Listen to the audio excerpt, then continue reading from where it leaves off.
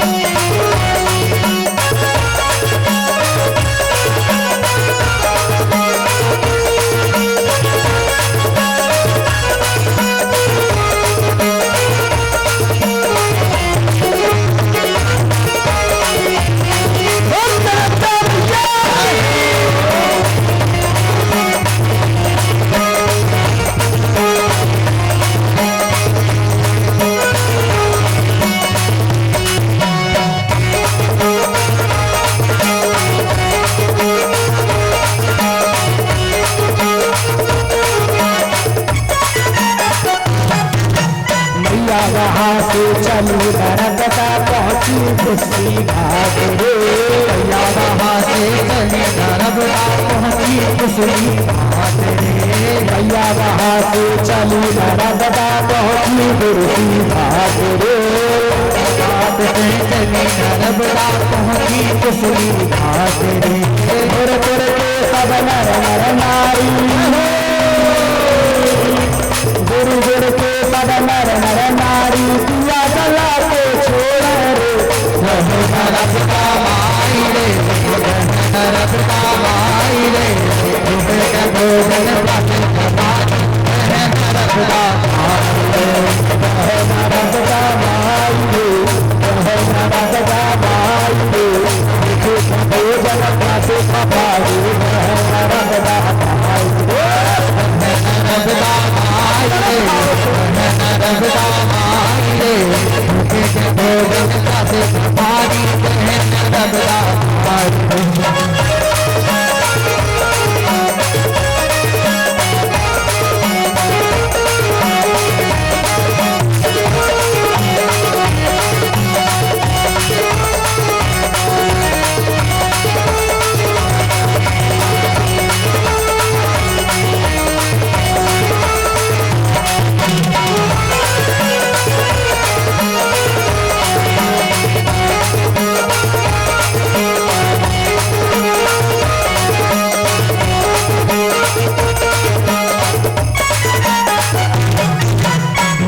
वहाँ से आगे बढ़ के पहुंची बरमान घाट रे भैया वहाँ से आगे बढ़ के पहुंची बरमान घाट रे भैया वहाँ से आगे बढ़ के पहुंची बरमान घाट रे भैया वहाँ से आगे बढ़ के पहुंची बरमान घाट रे वहाँ से नरनारी सब मिल के वहाँ से नर नारी सब मिल के गए दूध की धार रे नर्मदा माई रे नर्मदा माई रे भोजन पासे पानी नर्मदा माई रे नर्मदा माई रे नर्मदा माई रे भोजन पासे पानी नर्मदा माई रे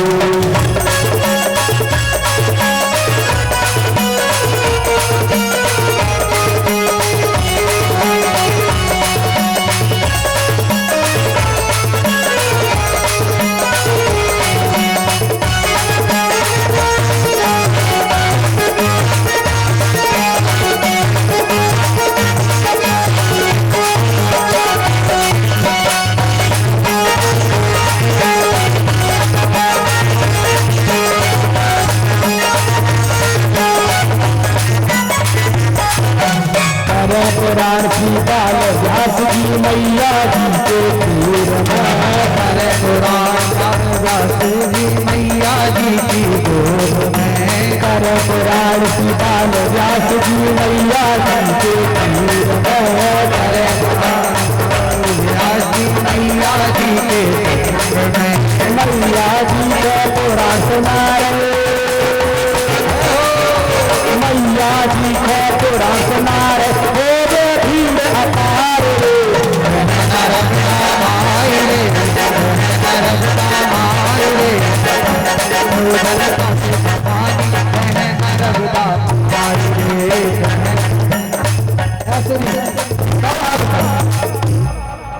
जिनको हाथ में दर्द हो तो कोई बात नहीं बाकी जिनके दर्द ना हो वो उठाओ बाबूजी आप लोग भी नर्मदा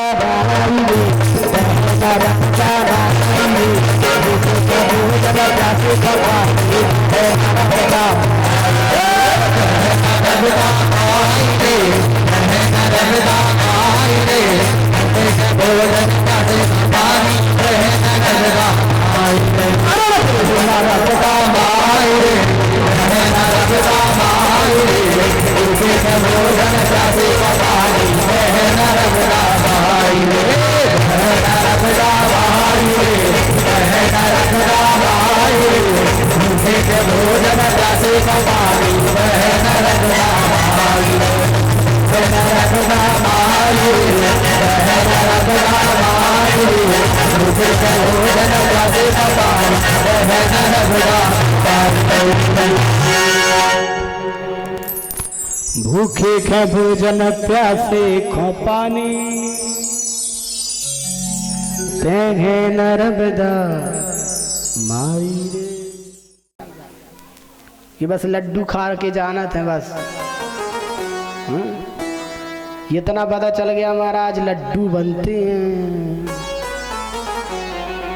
लड्डू काहे के बनाते हैं?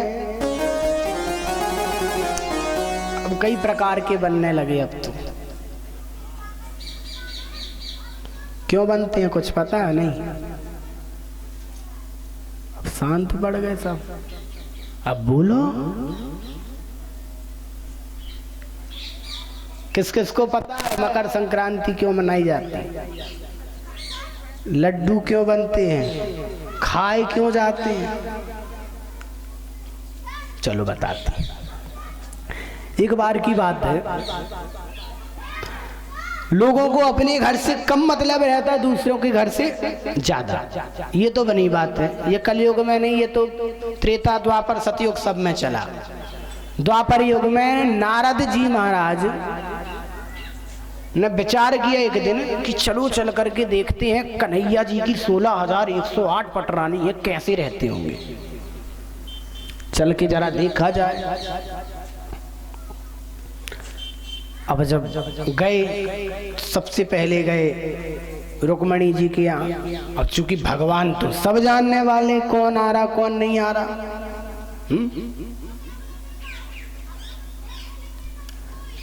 तो जैसे ही पहुंचे तो पहुंच करके सबसे पहले रुक्मणी जी के यहाँ गए तो बढ़िया स्वागत सत्कार किया, जैसे एक ऋषि का किया जाता है। और नारद को देव ऋषि कहा गया है। क्या कहा गया है? देव ऋषि, अर्थात देवों के ये ऋषि हैं, इसलिए इन्हें देव ऋषि। जैसे देवताओं के राजा कौन? इंद्र। देवताओं के गुरु कौन? बृहस्पति। वैसे देवताओं के ऋषि हैं कौन? नारद मुनि।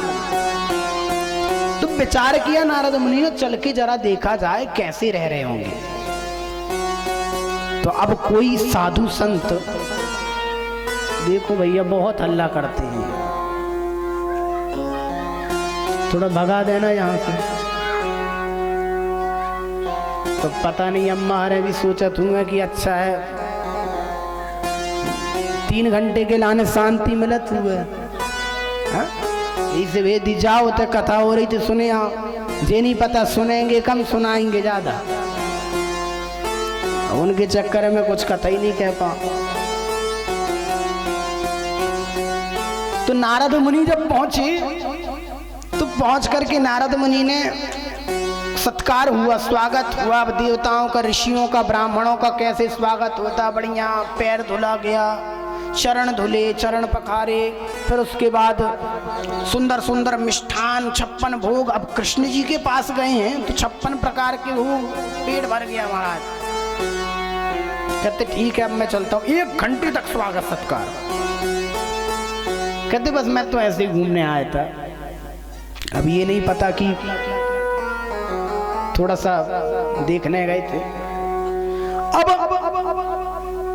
दूसरे महल में जाते हैं तो दूसरा महल भी उसी प्रकार जैसा रुक्मणी का महल था।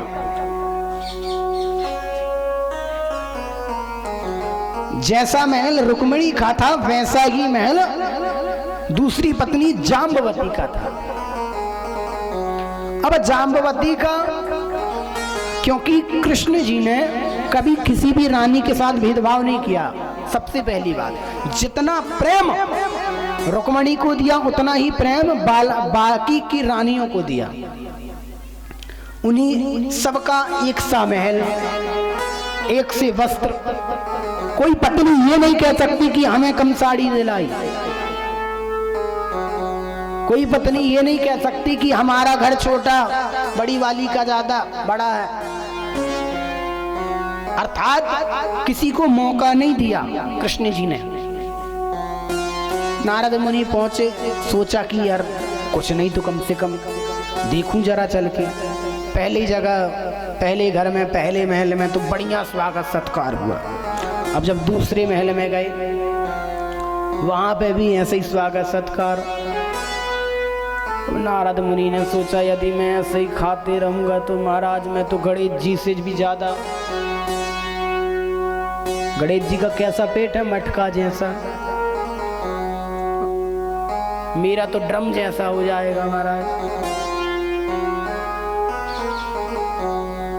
अब हर जगह जाते तो बस चरण धुलवाते और आ जाते, चरण धुलवाते आ जाते। अब क्या देखते हैं, मुख्य बात क्या देखने गए थे कि कृष्ण जी किसके पास ज्यादा रहते हैं। लेकिन जिस घर में जाते उस घर में उन्हें कृष्ण मिलते। क्यों? क्योंकि जितनी रानियां उतने ही कृष्ण, उतने ही महल, और हर जगह नए नए प्रकार से नया नया कार्य। रुक्मणी के यहाँ गए तो अपने पीताम्बर को साफ कर रहे थे, जाम्बवती के यहाँ गए तो अपनी मुरली को साफ कर रहे थे, सत्यभामा के यहाँ गए तो सेवा करवा रहे थे, कालिंदी के यहाँ गए तो भोजन कर रहे थे, सत्या के यहाँ गए तो माखन खा रहे थे। कहने का भाव ये कि हर जगह कुछ ना कुछ कर रहे थे। नारद जी विचार करने लगे, क्या बात है, आखिर ये कृष्ण तो सर्वव्यापी है लगता। अब कन्हैया जी ने सोचा नारद जी को ऐसे नहीं मानना है। विचार किया, कहा नारद जी थोड़ा रुकोगे? नारद जी ने कहा भैया मेरे को तो श्राप है, मैं तो रुक नहीं सकता, चल ही सकता हूं। कहते ठीक है तो चलो। ले गए नारद जी को, कहा चलो नारद जी हम लोग स्नान करते हैं। पहले तो कन्हैया जी गए, कन्हैया जी ने अपना पीताम्बर नारद जी के हाथ में दिया, मुरली नारद जी के हाथ में दी और डुबकी लगा दी। डुबकी लगा करके स्नान ध्यान किया, सूर्य को अर्घ दिया, आ गए। अब नारद जी से कहा लाओ अपनी वीणा दो, अपना जो भी बजाते हो वो वीणा दो और आप भी स्नान कर लो। नारद जी ने कहा हाँ ठीक है कर लेते। अब नारद जी भी स्नान करने के लिए डुबकी लगाए। अब महाराज नारद जी ने डुबकी यहाँ लगाई और निकले कहाँ, उस पार। इस पार डुबकी लगाई और 1 मिनट में उस पार। लेकिन यहां बड़ा विचित्र ही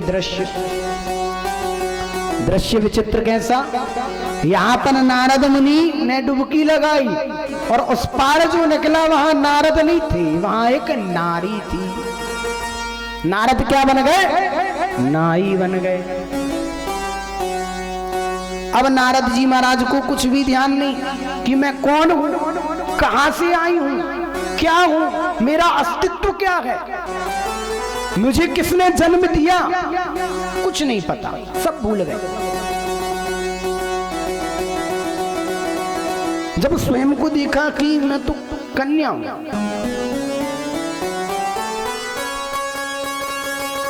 वहां पर भी भगवान पहुंच गए।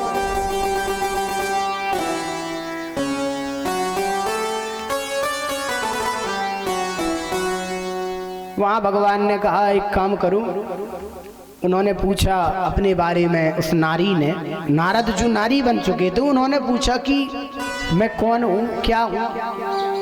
उन्होंने कहा हमें तो नहीं पता आप कौन हो, लेकिन हर नारी को 3 ही चीज चाहिए। हर नारी के लिए 3 ही चीज चाहिए। क्या? सबसे पहला कि उसका सुंदर पति हो। दूसरा क्या चाहिए कि पति का अच्छा खासा कारोबार हो। और तीसरी चीज चाहिए कि घर गृहस्थी अच्छे से चाहिए, और कुछ नहीं चाहिए, केवल यही 3 चीज। इसके अलावा और कुछ चाहिए नहीं। अब जिसका राजपाट अच्छा होगा, कारोबार अच्छा होगा, तो उसे तो सब कुछ मिल जाना। 3 चीज अच्छी है बस। तो कन्हैया जी यहाँ पर उस नारी को, अर्थात नारद मुनि बनी उस नारी को ये बता रहे थे कि यहाँ पर जाइए, आगे एक नगर पड़ेगा,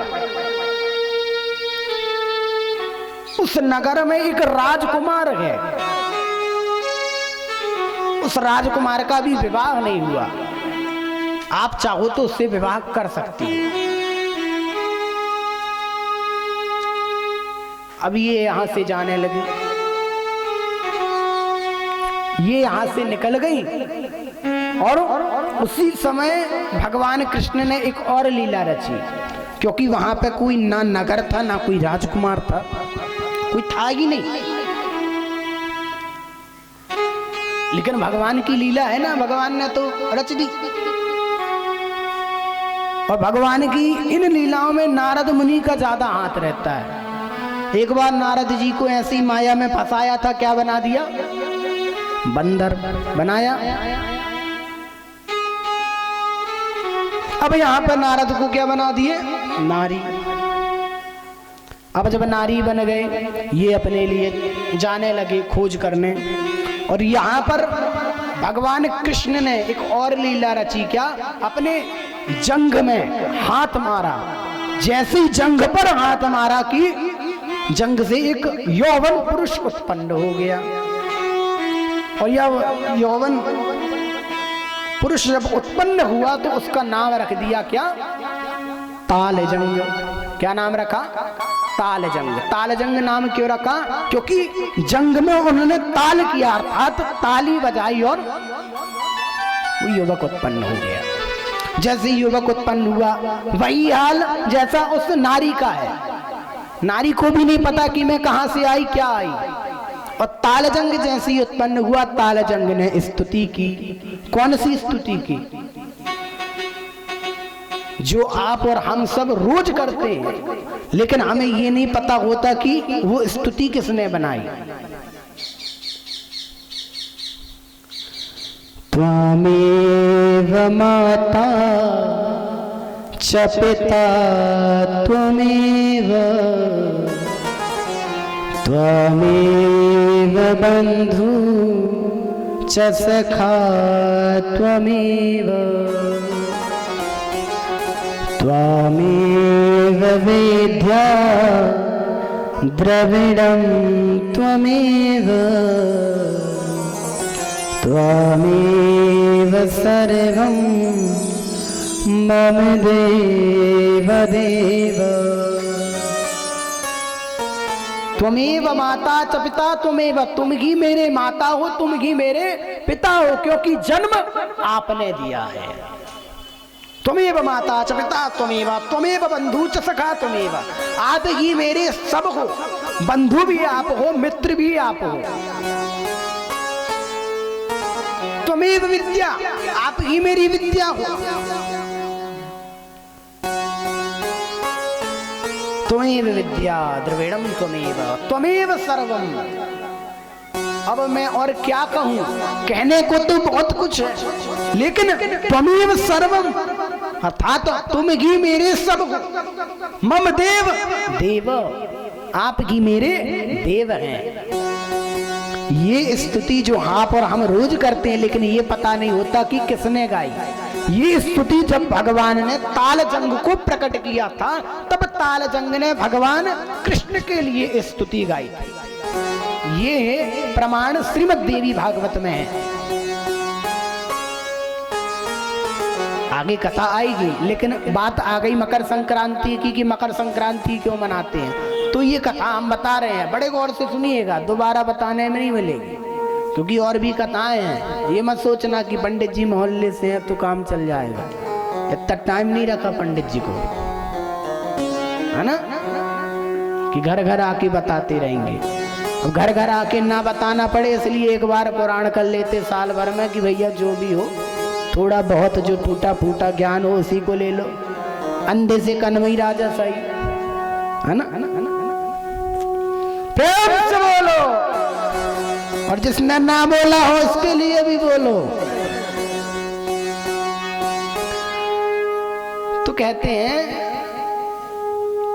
तालजंग को भी आदेश दिया, जाओ जाकर के एक नगर है, उस नगर में एक राजा था, वो मर चुका है, वहां पर एक राजा की जरूरत है। उस राजकुमार को भी तालजंग को वहां भेज दिया। तालजंग को वहां का राजा बना दिया गया। और जब तालजंग को वहां का राजा बनाया तो उस नगरी का नाम पड़ गया तालध्वज नगरी। कौन सी नगरी हो गई? तालध्वज। भगवान की कृपा से नारद रूपी नारी का विवाह तालध्वज से हो गया। समय गुजरता गया। यहां पर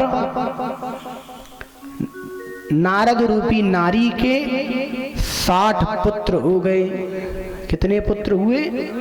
60 पुत्र। ये 60 पुत्र कौन है? ये 60 पुत्र संवत्सर हैं। क्या है? संवत्सर। जब पंडित जी पूजा कराते हैं तो संवत्सर का नाम बोलते हैं ना, प्रमादी नाम संवत्सरे। जो संवत्सर होता है उसका नाम बोल दिया जाता है। फिर उसके बाद फिर कन्याएं भी हुई। कितनी कन्या हुई? लगातार 10 कन्याएं। जब 10 कन्याएं हुई तो जब हमारे घर में कोई पुत्र होता है, लड़का बच्चा होता है, तो हम लोग क्या करते हैं? गुड़ के लड्डू खाते हैं, विस्वार के लड्डू खाते हैं। खाते कि नहीं? तो जब 10वीं कन्या हुई तो विस्वार के लड्डू खा रही थी कौन? नारद रूपी नारी, अपने घर में अंदर बैठ करके। अब होता है ना कि कोई अम्मा, कोई नारी यदि दूसरी नारी से कहती है, काय भैया तुम तो बड़े विस्वार के लड्डू खा रही हो, क्या बात है? तो उसे सकोच हो जाता, थोड़ा सा शर्म आ जाती है शर्म। तो जब एक नारी दूसरी नारी से कहती तो उसको इतनी शर्म आती। तो विचार कीजिए कि जब एक परपुरुष जो जिसको हम जानते ही नहीं है, वो आकर के यदि हमसे कहे तो हमें कितना बुरा लगेगा, कितना फीका लगेगा। तो भगवान कृष्ण ने विचार किया कि चलो चल करके देख करके आए कि क्या हाल है नारी का। और पहुंच गए। पहुंच करके भगवान ने भी वही कहा, क्या? उस नारी से कहा, काय बिन्ना बहुत विस्वार के लड्डू खा रही हो। जैसे ही सुना तो सकुचिया गई, शर्मा गई। पूछने लगी, आपका परिचय, कौन हो आप, और ऐसे सीधे सीधे हमारे घर के अंदर कैसे आ गए? क्या यहाँ के राजा ने आपको नहीं रोका? भगवान ने कहा, मुझे कोई नहीं रोक सकता। कहते आप हमारे घर के अंदर काहे आ गए? तो भगवान ने कहा, याद करो आप भी घर घर जाते रहे, बड़ी आदत थी ना दूसरों के घर में ढूंकने की। अब देखो अपने ही घर क्या हाल है, फिर भी याद नहीं आई। कहते थोड़ा सा विचार करो, हम कौन हैं और तुम कौन हो? हम कौन हैं और तुम कौन हो? जब विचार किया, ध्यान आया कि मैं नारद नाम का बहुत बड़ी देवर्षि हूं, नारद देवर्षि। कहते मेरा ये हाल आपने क्यों किया? क्या कारण है? कहते कारण कुछ नहीं, सबसे बड़ा कारण ये है कि नारी जो नारद रूपी जो नारी हो, जो तालजंग है, जो संवत्सर होते हैं ना, ये जो हम हर वर्ष चेंज होता है, हर वर्ष बदलता है, ये पुत्र किसके हैं? तालजंग के पुत्र हैं। और इनके दादा कौन है? भगवान श्री कृष्ण इनके दादा हैं। और ये जो 12 राशियां हैं ना, ये 12 राशियां भी कौन है? ये तालजंग की पुत्रियां हैं। कौन कौन सी राशि? मेष, वृष, मिथुन, कर्क, सिंह, कन्या, तुला, वृश्चिक, धनु, मकर। 10 कन्या हो चुकी थी। अब जब 10 कन्या हुई, राधे राधे, तो उन्होंने पूछा, कहते ठीक है मुझे तो सब याद आ गया, लेकिन ये बताइए क्या जैसे मेरे 60 पुत्र हुई वैसे 60 पुत्रियां भी होंगी? भगवान ने कहा नहीं नहीं नहीं, 60 पुत्री नहीं होंगी, बस 2 पुत्रियां और होंगी, पर आप वहां आ जाना। कहाँ? नदी में। सारी लीला उन्होंने रच दी, बता करके चली गई। लेकिन भगवान ने कहा देखो मैं ऐसी स्थिति में आया हूं आपके पास, जब आप विश्वार के लड्डू खा रही थी उस स्थिति में आया हूं, तो ये याद रखना कि ये जो स्थिति है ये जन्म जन्मांतर काल काल कालांतर युग युगांतर तक इस स्थिति को लोग जानेंगे। आप गुड़ के लड्डू खा रही हो, किस दिन खा रही हो? जब मकर का जन्म हुआ। मकर कौन? वो संक्रांति, वो राशि, 12 राशि और 12 ही संक्रांति होती। लेकिन हम जानते किसे हैं? केवल और केवल मकर संक्रांति को। क्यों जानते हैं? क्योंकि उस समय भगवान मकर के जन्म के उपलक्ष्य में भगवान नारद जी के घर गए थे, अर्थात उस नारी के घर गए थे, और वो मकर संक्रांति इसलिए मनाई जाती है। लेकिन हम लोग तिल के लड्डू बना के खाते हैं, आटा के, सेब के। एक बात ध्यान रखना, कम से कम ये नियम है कि 11 लड्डू विश्वार के, विश्वार तो जानते ही हो है ना, जैसे कृष्ण जन्म कल जब बना करके लाओगे आप लोग वही वाले लड्डू, ये लड्डू कम से कम 11 लड्डू सबसे पहले नर्मदा जी में जा करके उन्हें, किसी भी साधु को, संत को जो वहां किनारे बैठे रहते हैं, उन्हें सबसे पहले दान करो। उसके बाद आकर के अपने घर पर दूसरे लड्डुओं को पाओ। उसको भी पा सकते हो, उसको पाने का बड़ा महत्व है। तिली के लड्डू तो ठीक है, ये जब एकादशी आती है तब उसका महत्व होता है, लेकिन इसका सबसे ज्यादा महत्व है मकर संक्रांति के दिन। मकर संक्रांति में सबसे पहले वहां दे करके आओ। क्यों? क्योंकि उस समय शोबर उठा नहीं था। जब मकर का जन्म हुआ था तो सोबर उठा नहीं था। अब बिना सोबर उठे खा लेते हो क्या? नहीं ना। तो सबसे पहले मानो वो एक प्रकार से शोबर है, शूतक जिसको कहते हैं कि भाई कोई स्पर्श ना करे, तो वो सोबर हट जाए, इसलिए लड्डू वहां जाके दान करके आओ, फिर घर आओ, दूसरे दिन लड्डू को पाओ। प्रयास करो कि मकर संक्रांति के दिन ना पाओ। समय गुजरता गया, 2 बेटियां और हुई। कौन कौन? कुंभ और मीन। तो हर 12 वर्ष में सूर्य एक राशि पर जाते हैं। सूर्य जिस राशि पर जाते हैं वही राशि को संक्रांति भी कह देते हैं। संक्रांति अलग नहीं है, संक्रांति राशि को ही कहते हैं। जब मकर की संक्रांति लगी, फिर धनु की, फिर कुंभ की, से 12 प्रकार की 12 महीने। अब सारी लीला हो गई। जब 12 पुत्रियां हो गई तो अब ये हुआ भगवान की लीला से नारद रूपी नारी के घर में एक पुत्र को हैजा हो गया। हैजा बहुत बड़ी बीमारी है, हो जाए तो फिर सब, जब हैजा हुआ तो सबको फैलने लगा। अब चूंकि भगवान ने तो बता के आ गए थे कैसी लीला करना है, तो 4 आई अपने कुछ पुत्रों को लेकर के, कहा? किनारे, नदी के किनारे। नदी के किनारे आकर के स्नान करने से पहले 4 लोगों को जरूर स्नान करा देना चाहिए। एक बात और ध्यान रखना भैया, जब हम कभी स्नान करने जाते हैं तो 4 लोगों को सबसे पहले स्नान कराओ, बाद में खुद करो। सबसे पहले कौन? सबसे पहले स्नान कराओ अपने लड़का बच्चा को, जो छोटे छोटे हैं। पता चले आप स्नान करने गए और लड़का बच्चा पहुंचे बीच मझधार में, है ना, तो सबसे पहले लड़का बच्चा को स्नान कराओ और बिठाल दो, लीपा पोती करके उसकी, और बिठाल दो। यदि ले गए हो तो, वैसे तो ये साबुन शैम्पू नहीं ले जाना चाहिए, है?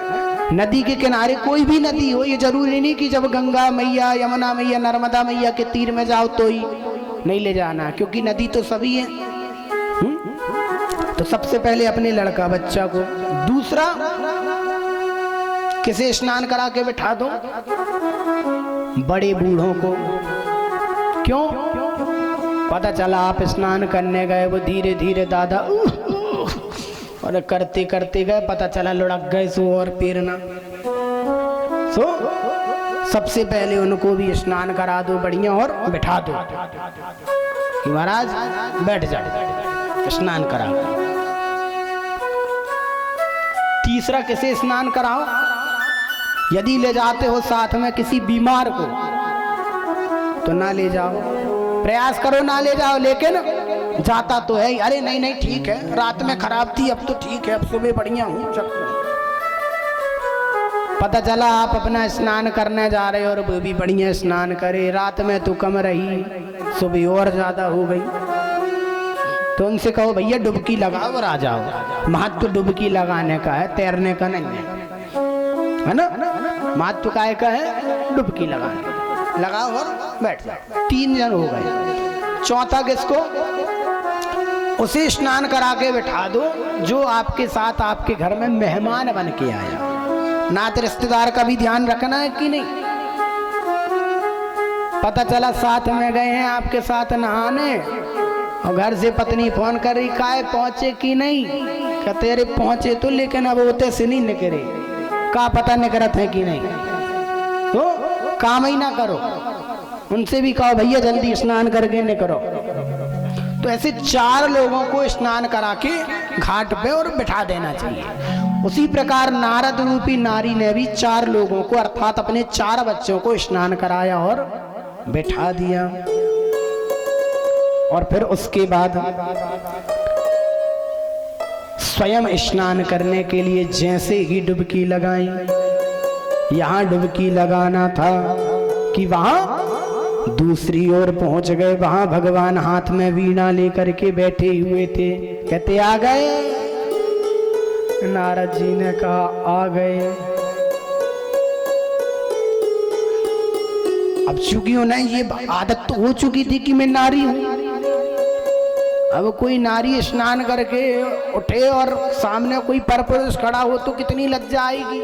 नारी ने कहा मैं स्नान कर रही थी और आप सामने कैसे आ गए? भगवान ने कहा जरा अपने हाथों को तो छू के देखो। जैसे देखा कोमल कोमल शरीर अपने एकदम से पुरुष की तरह कठोर हो गए। अपने मुख को छिया, कहते अरे मेरी तो इतनी बड़ी बड़ी दाढ़ी हो गई भाई। ना दाढ़ी थी ना मूंछ थी जब स्त्री थी। कहते भैया मुख में हाथ लगा के देखो इतनी बड़ी बड़ी दाढ़ी। नारद मुनि ने कहा प्रभु, भगवान ने कहा देखो भैया 12 राशियों को 60 संवत्सरों को जन्म आपके ही गर्भ से कराना था ताकि लोग युग युगांतर काल कालांतर तक जान सकें। और इसलिए कहते हैं कि मकर संक्रांति का बहुत बड़ा और बड़ा सुंदर महत्व है और मकर संक्रांति में ये नियम करने चाहिए। प्रेम से बोलो, सारे बोलो।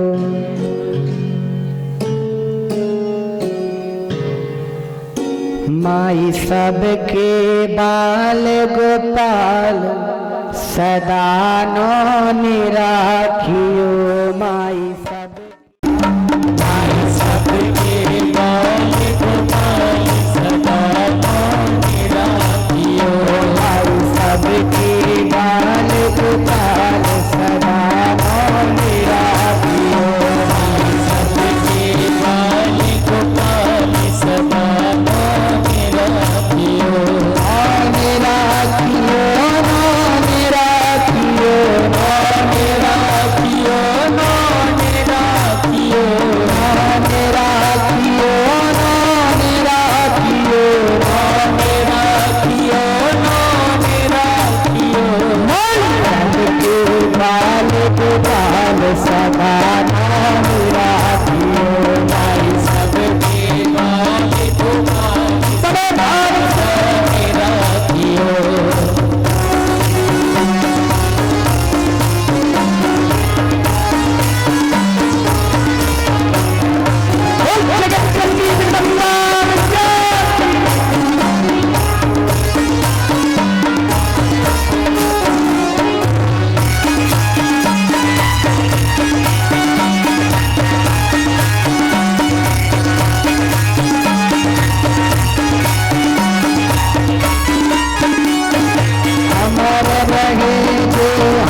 के खिलौना अमर रहे जे हाथ के खिलौना अमर रहे जे हाथ के खिलौना अमर रहे जे हाथ के खिलौना हाथ के खिलौना हाथ के खिलौना हाथ के खिलौना हाथ के खिलौना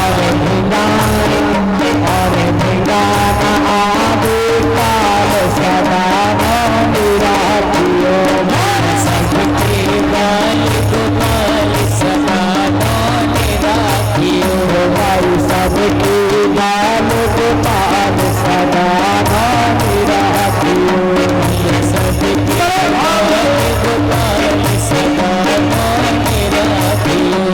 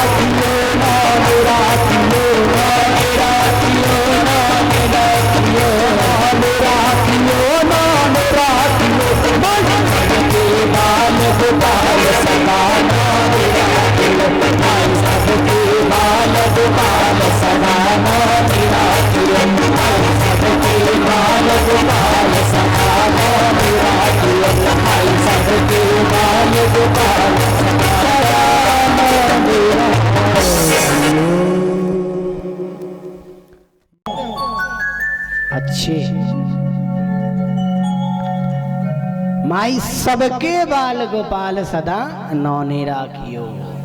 मैया से ही प्रार्थना करना है, क्योंकि मैया ही तो अपने बाल गोपालों को अच्छा रखेगी, है ना। पिताजी तो नौकरी में चले जाते हैं, लालन पालन तो मैया ही को करना है।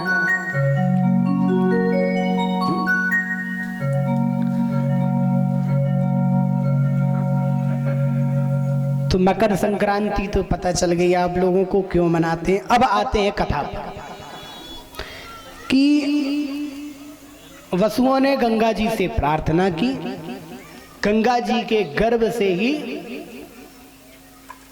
समस्त वसुओं ने जन्म लिया। और ये गंगा पृथ्वी पर तो आ गई, क्यों आई कि इनको श्राप मिला। गंगा गई, एक सुंदर युवती का उन्होंने रूप धारण करके और राजा प्रतीप के दाहिनी जंघा में जाके बैठ गई। जैसी दाहिनी जंघा में जाकर के बैठी तो राजा प्रतीप ने कहा कि आप कौन हो। तो उन्होंने कहा मैं किस कामना से आई हूं आपको तो पता है, और आप मेरी कामना को पूर्ण कीजिए। उन्होंने कहा नहीं नहीं, मैं आपकी कामना को पूर्ण नहीं कर सकता। क्यों नहीं कर सकते? क्योंकि आप मेरे पत्नी बनने योग्य नहीं हो। क्यों नहीं है? क्योंकि दाहिने जंघे पर केवल पुत्र और पुत्रवधू बैठते हैं। पुत्रवधू क्यों कहा? क्योंकि इन्हीं राजा प्रतीप के यहां कालांतर में पुत्र हुआ, जिसका नाम रखा गया शांतनु। और इन शांतनु को राजा प्रतीप ने ज्ञान दिया और ये भी बतलाया कि एक गंगा नाम की कन्या होगी, जिससे तुम्हें विवाह करना होगा, बड़ी सुंदर होगी, और उसके सारे गुण बतलाती है। कालांतर में जब ये आखेट के लिए गए और जल का पानी पीने के लिए जैसे ही आए तो वहां पर सुंदर कन्या को देखा। वो गंगा की सुंदर कन्या थी। मोहित हो गए, देखते ही मोहित हो गए। विवाह का प्रस्ताव रखा। जब विवाह का प्रस्ताव रखा तो गंगा ने शर्त रख दी। क्या शर्त रखी? शादी के 7 वचन होते ना, शादी में 7 वचन बताए जाते हैं, पंडित जी बताते हैं। लेकिन जब पंडित जी बताते तो समय नींद आती है, क्योंकि एक भी वचन का पालन होने से 7 बता रहे। माथो फोड़ेंगे करिए। हाँ,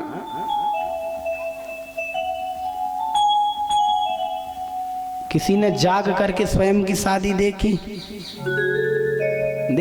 किसने देखी बताओ जरा।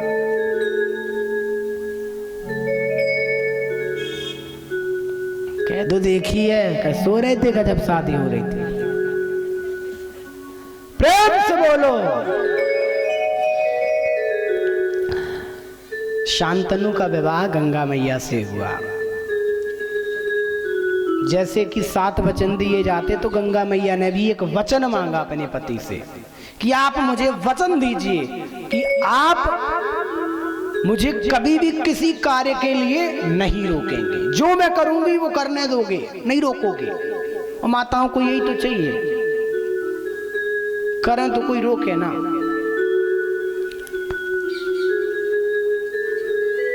और यदि रोका उसी समय छोड़ के चली जाऊंगा। ये गंगा में देवी भागवत में लिखा है। मैं हंसी उड़ाने के लिए नहीं कह रहा हूं कि सोचो कि पंडित जी हंसाने के लिए कह रहे हैं। अब मैं ऐसे ही हंसाता रहूंगा तो क्या कथा का मतलब क्या रहेगा? लेकिन जो लिखा है वो ही बता रहा हूं। तो वचन लिया, कह दिया ठीक है। अब जैसे ही गंगा को पुत्र होता तो अपने पुत्र को लेकर के और गंगा जी में डुबो के मार देती। क्या करती? अपने गंगा में जल में डुबोती और मार देती। ऐसा करते करते 1 नहीं 2 नहीं 7 पुत्रों को उन्होंने मार दिया। कितने पुत्रों को? 7। अब कोई भी पिता हो कैसे अपने पुत्र को मरने दे सकता है? लेकिन उसने 7 पुत्रों को देखा मरते हुए। जैसे ही 8वें पुत्र को मारने के लिए गए, गंगा ने जैसे ही 8वें पुत्र को मारना चाहा कि तुरंत हाथ पकड़ लिया राजा शांतनु ने, कहा नहीं, अब तुम इसे नहीं मार सकती, तुम्हें जाना है, चली जाओ। कहने लगी मैं भी जा रही हूं, अपने पुत्र को भी ले जा रही हूं। कहने लगे शांतनु जी की पुत्र को क्यों ले जाते हो? कहते नहीं नहीं चिंता मत करो, मैं जिस कार्य हेतु आई थी मेरा वो कार्य हो गया, मेरा वचन भी पूरा हो गया, तुमने वचन को पूर्ण किया, इसलिए मैं प्रसन्न हूं। चाहते तो मुझे बंदी भी बना सकते थे, लेकिन बंदी नहीं बनाया, इसलिए मैं प्रसन्न हूं। मैं आपके इस पुत्र को 12 वर्ष बाद लेकर के आ जाऊंगा, और 12 वर्ष में उस पुत्र को पढ़ाया लिखाया और इतना योग्य बना दिया, 12 वर्ष में योग्य बन गया। वो पुत्र कौन? गंगा पुत्र हो गए। अब क्या? गांगेय। अभी उनका नाम क्या है? गांगेय। अभी भीष्म नहीं है। क्यों नहीं है? ये गांगेय है अभी 12 वर्ष तक। भीष्म ये कब बने? भीष्म ये तब बने जब राजा शांतनु ने दूसरा विवाह मत्स्यगंधा से किया। लेकिन वो मत्स्यगंधा तब तक मत्स्यगंधा नहीं रही। क्यों? क्योंकि पराशर मुनि ने जब इनके साथ भोग किया था तो उस समय पराशर मुनि ने वरदान दे दिया, क्या? तुम मत्स्यगंधा से योजन गंधा बन जाओ। अर्थात जिस प्रकार कस्तूरी चंदन की खुशबू आती है, उसी प्रकार उस युवती की, उस कन्या की खुशबू अब कस्तूरी की तरह, जो मछली की तरह महकती थी, अब कस्तूरी की तरह महकने लगी। और यहाँ राजा शांतनु को दूसरा विवाह सत्यवती से हुआ। जब सत्यवती से विवाह हुआ तो सत्यवती ने कहा, देखो ये तो पुत्र है आपका।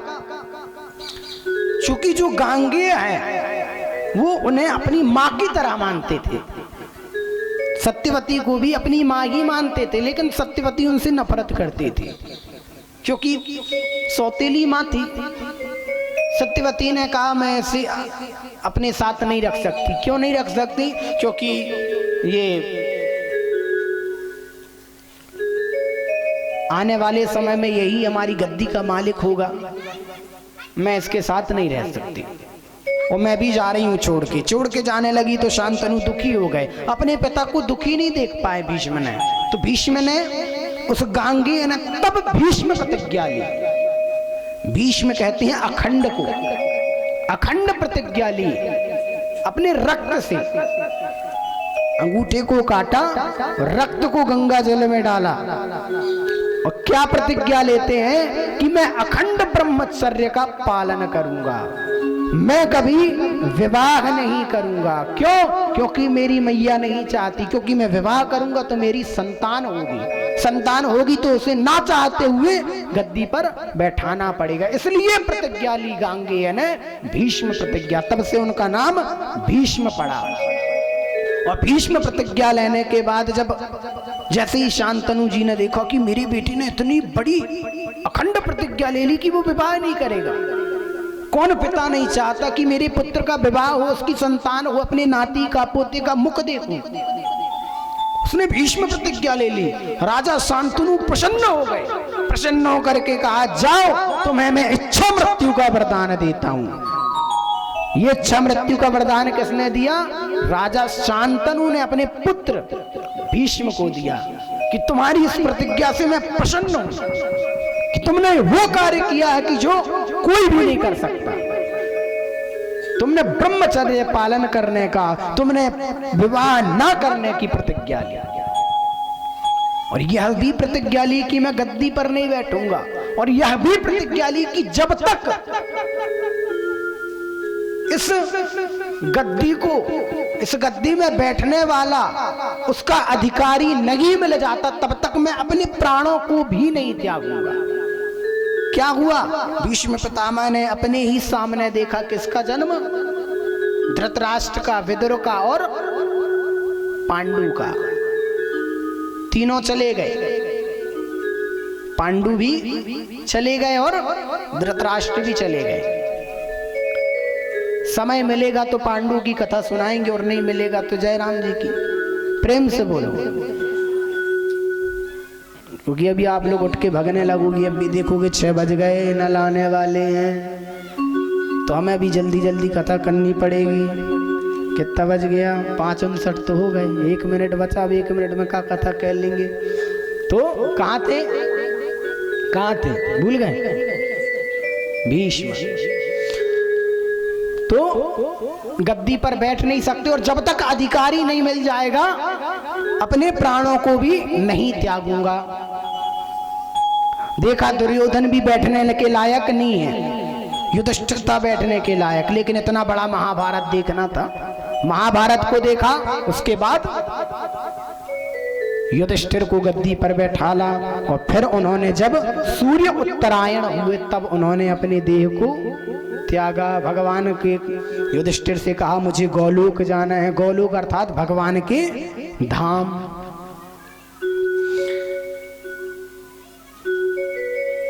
और यहाँ पर भीष्म पितामह भगवान की शरण चले गए। आइए बड़े भाव से कथा को यहीं पर विश्राम देते हैं, और कल भगवान राम के जन्म की कथा है। और कथाएं तो होंगी ही। और ठीक 6 बजे, वैसे तो 12 बजे जन्म कर देना चाहिए, लेकिन अब 12 बजे सब मैया लोग अपने अपने घर में लड्डू बना रही होंगी तो नहीं कर सकते, तो 6 बजे कर लेंगे, ठीक है ना। लड्डू बना करके लाना है सभी को, क्योंकि जब लाओगे तभी तो हम बांट पाएंगे, है ना। प्रेम से बोलो श्याम रामचंद्र की। बोलो भैया पार लग जाए, ओ भाई बोलो भैया पार लग जाएगी, पार लग जाएगी, किनारे लग जाएगी, पार लग जाएगी, किनारे लग जाएगी, पार लग जाएगी, किनारे लग जाएगी, पार लग जाएगी, किनारे लग जाएगी। ओ भाई बोलो पार लग जाएगी, ओ भाई बोलो भैया पार लग जाएगी। जय हो।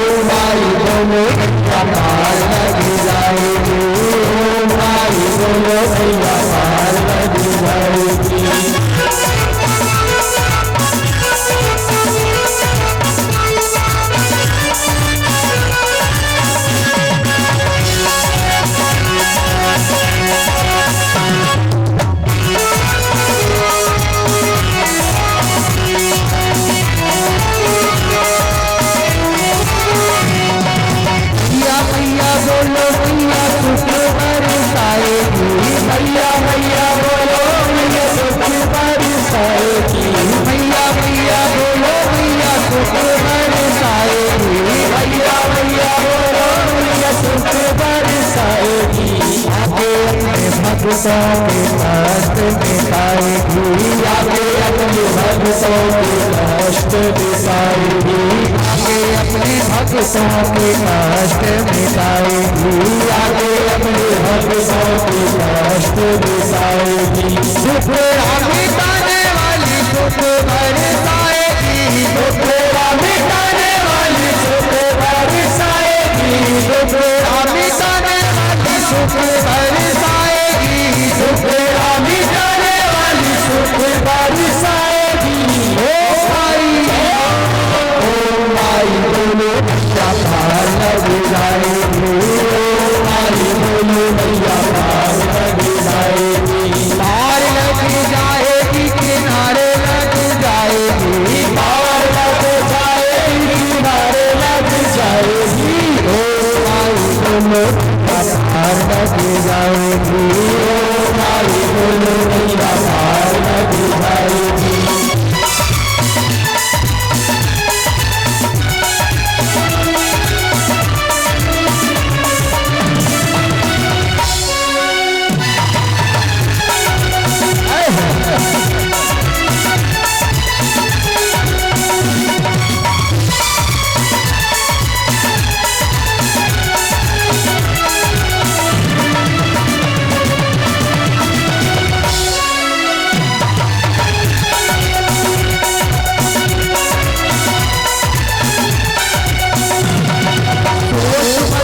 तुझसे क्या छीना संसार में, आजा प्यारे एक बार माँ के दरबार में, आजा प्यारे एक बार माँ के दरबार में, आजा प्यारे एक बार माँ के दरबार में। सोच मत तुझसे क्या छीना संसार में, आजा प्यारे एक बार माँ के दरबार में, आजा प्यारे एक बार माँ के दरबार में।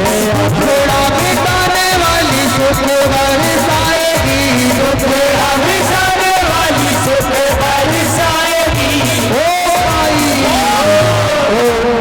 बोलो पार लग जाएगी, ओ भाई बोलो क्या लग जाएगी, ओ भाई बोलो क्या पार लग जाएगी, ओ भाई बोलो क्या पार लग जाएगी, पार लग जाएगी, किनारे लग जाएगी, पार लग जाएगी, किनारे लग जाएगी, पार लग जाएगी, किनारे लग जाएगी, पार लग जाएगी, किनारे लग जाएगी। ओ भाई बोलो भैया पार लग जाएगी, ओ भाई बोलो भैया पार लग जाएगी, ओ भाई बोलो भैया पार लग जाएगी, ओ भाई बोलो भैया पार लग जाएगी, भैया पार लग जाएगी, भैया पार लग जाएगी, भैया पार लग जाएगी, भैया पार लग जाएगी, भैया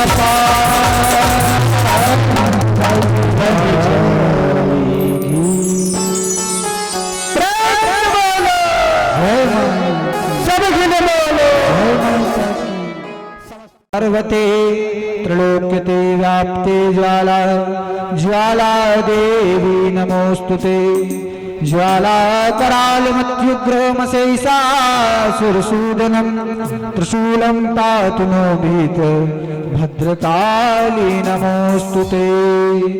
ओम ज्वालामालिन्यै नमः। गन्धादेवी सम्पूज्य सर्वोपचारार्थे जलबन्धाक्षतपुष्पाणि समर्पयामि। ओम चंद्रमा मनसोर्जातचक्षुः सूर्यो अजायत, सूत्रावायुश्च प्राणस्य मुखार्दग्निरजायत। मन में बसा कर तेरी मूर्ति, उतारूं मैं अम्बे तेरी आरती। मन में बसा कर तेरी मूर्ति, उतारूं मैं अम्बे तेरी आरती। मन में बसा के तेरी मूर्ति, उतारूं मैं अम्बे तेरी आरती। तुम्ही सर्वमंगला तुम्ही भगवती, तुम्ही सर्वमंगला तुम्ही भगवती, तुम्ही सर्वमंगला तुम्ही भगवती, तुम्ही सर्वमंगला तुम्ही भगवती। उतारूं मैं अम्बे तेरी आरती। मन में बसा कर तेरी मूर्ति उतारूं माया में तेरी आरती। कर्म करो कष्ट करो चिंतन करो आय शरण पूज्य चरण भाग जगा दो। करुण करो कष्ट हरो चिंता मिटा दो आय शरण पूज्य चरण भाग जगा दो। कर्म करो कष्ट करो चिंतन करो आय शरण पूज्य चरण भाग जगा दो। करुण करो कष्ट हरो चिंता मिटा दो आय शरण पूज्य चरण भाग जगा दो। लाख कमा तूने उद्धार है किया लाख कमा तूने उद्धार है किया। जिसने जो मांगा तूने दे दिया जिसने जो मांगा तूने दे दिया। छोटी सी मिनती मासूलो मेरी मन में बसा के तेरी मूर्ति उतारूं माया में तेरी आरती। मन में बसा कर तेरी मूर्ति उतारूं अम्बे तेरी आरती।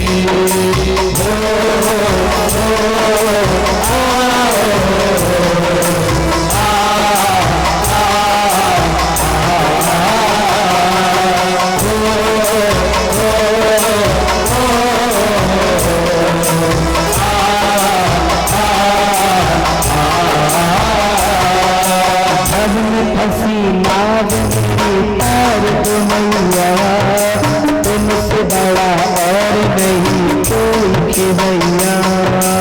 भव में फंसी नाव मेरी तार दो मैया तुमसे बड़ा और नहीं कोई खिलैया। भव में फंसी नाव मेरी पार दो मैया तुमसे बड़ा और नहीं कोई खिलैया। भव में फंसी नाव मेरी तार दो मैया तुमसे बड़ा कोई नहीं और खिलैया। दर्द की दवा तेरे पास दर्द की दवा तेरे पास टूट न जाए मेरी आसमां टूट न जाए तेरी आसमां। जिंदगी दया की भीख मांगती मन में बसा कर तेरी मूर्ति उतारूं मैं तेरी आरती। बसा कर तेरी मूर्ति उतारूं अम्बे तेरी आरती।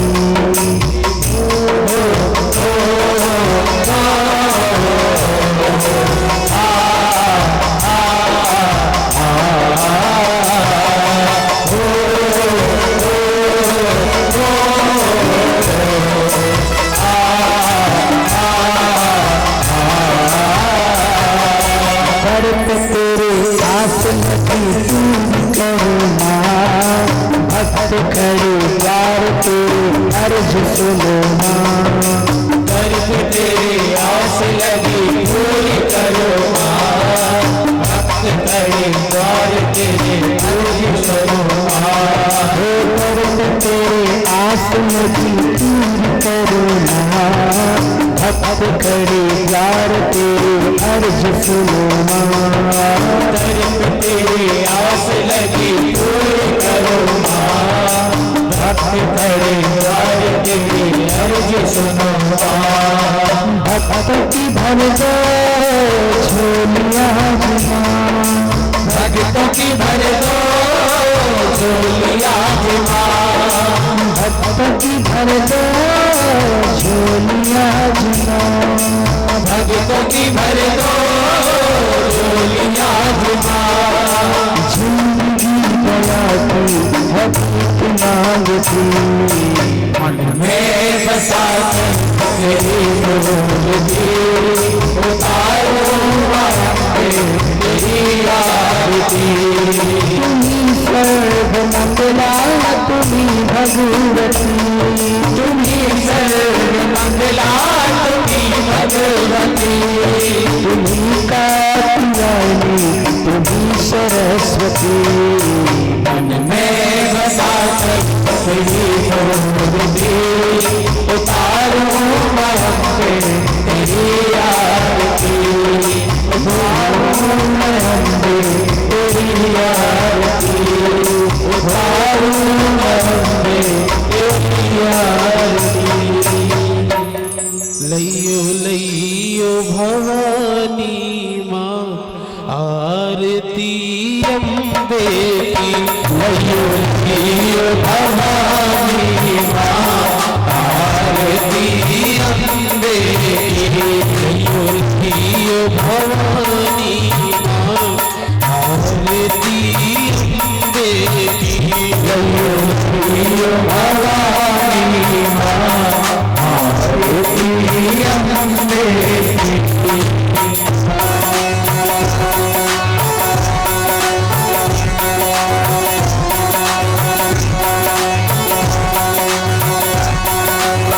मोना भरत मैया तोरिए आरती।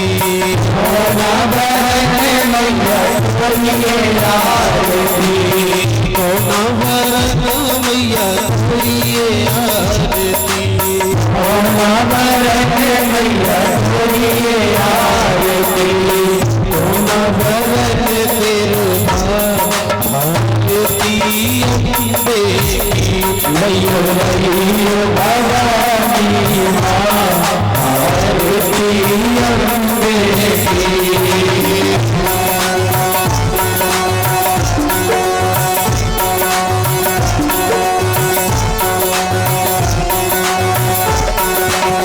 मोना भरत मैया तोरिए आरती। मोना भरत मैया तोरिए आरती। मोना भरत मैया तोरिए आरती।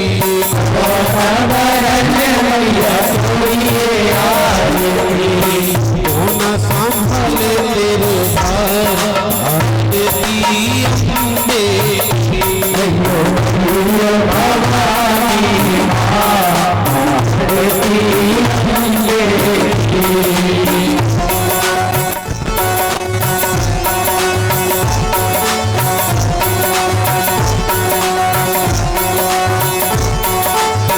लंगूरे उतारे मैया तोरिए आरती।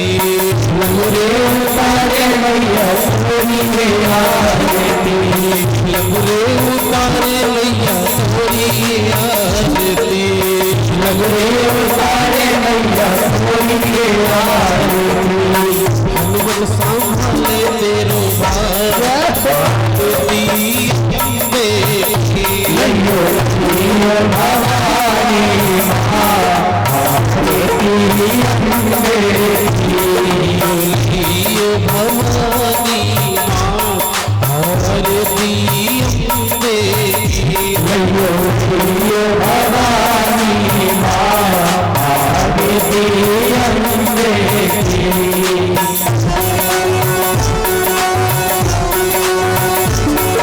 बोल जगत जननी जगदम्बा मैया की। काने सुपारी मैया जाना लियल। काने सुपारी मैया नारियल। आज सुपारी मैया जाना लियल। काने सुपारी मैया नारियल। झाला तेरी भेंट लइयो लइयो भवानी माँ आरती अम्बे की।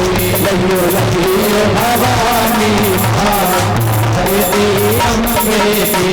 उतार लइयो रे उतार लइयो रे सांप की आरती। उतार लइयो रे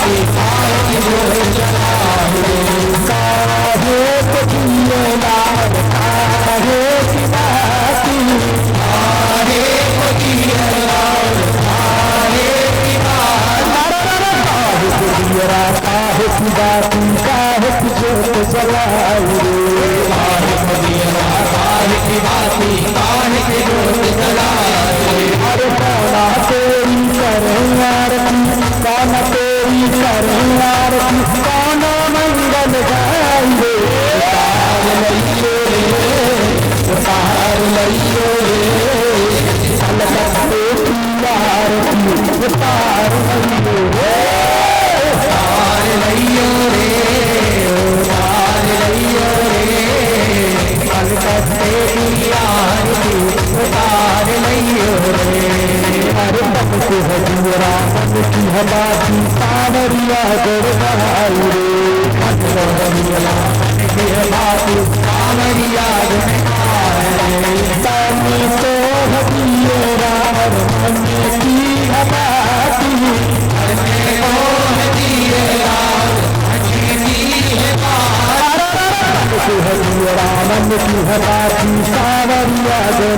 हमारी मन की हमारी सावरिया गड़गाई रे बाल व्यास जी करें आरती बाल व्यास जी करें आरती सब हिल हिल कर गाए रे तार लइयो रे तार लइयो रे परम ज्योति की आरती तार लइयो रे तार लइयो रे तार लइयो रे परम ज्योति की आरती तार लइयो रे काल की विकराल की जय काल की विकराल की जय बोलो महाकाल की करोड़ मंगल आरती उज्जैनी महाकाल की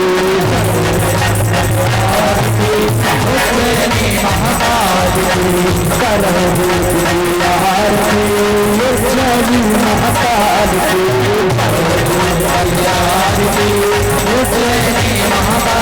जिला रखवाला घनश्याम के पान बिगाड़े उनके पान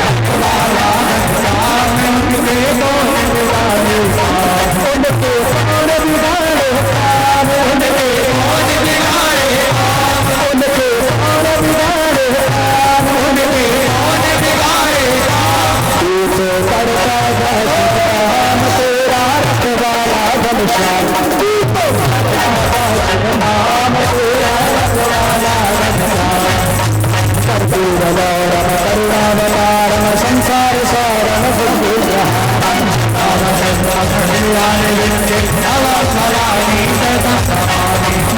माला कुंताल कायो कपाल माला चासक चेखराय नमः शिवाय स्वामी बनाता चपिता स्वरूपा स्वामी बंधु शतका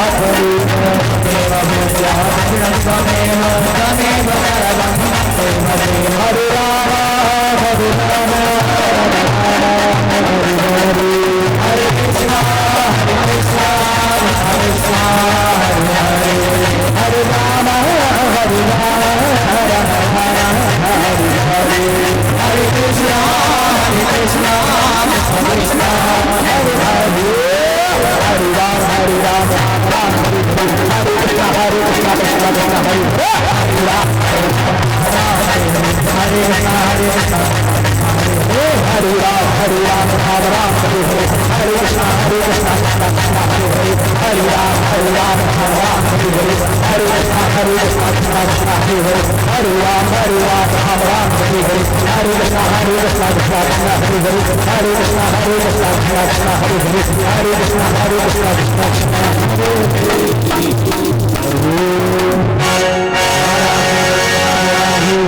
जलेन शीतलेन्द्रणं पुष्पैरेवाभिवन्दनम् आरोग्यार्थेदेवाभिवन्दनम् आत्माभिवन्दनम् चक्षुर्वन्दनम् आनन्दपुष्पाञ्जलिः ॐ जग्ने